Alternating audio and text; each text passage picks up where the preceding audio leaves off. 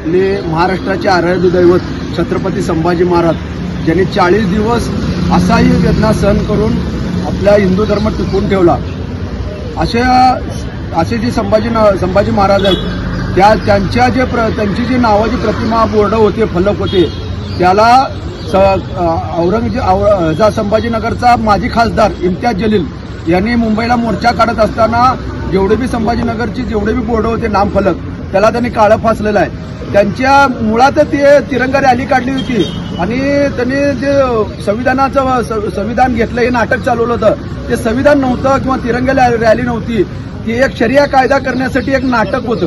त्या शरिया कायद्याला त्यांनी धाक धरायला दाखवत होता की आम्ही काय करू शकतो हे त्याला दाखवत होतं हिंदूंना की आम्ही एवढे एकत्र आलेलो आहोत हे तुम्ही लक्षात ठेवा, ही त्याची भाषा होती।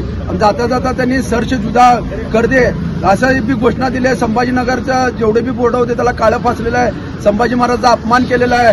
हे अपमान कदापि आम्ही सहन करून घेणार नाही। जलील तुला ताकीद देतो भडव्या, आम्ही एक दिवस एक लक्षात ठेव, आमच्या नादीला लागू नको। गेल्या वेळेला बी तू संभाजीनगरला भरपूर विरोध केला तरी सुद्धा आता तू परत विरोध करून परत संभाजीनगरच्या नावाला फुसाला। संभाजी महाराजांचं नाव जोपर्यंत ही पृथ्वी आहे जोपर्यंत ही पृथ्वी आहे तोपर्यंत संभाजी महाराजांचं नाव राहणार आहे, हे लक्षात ठेव।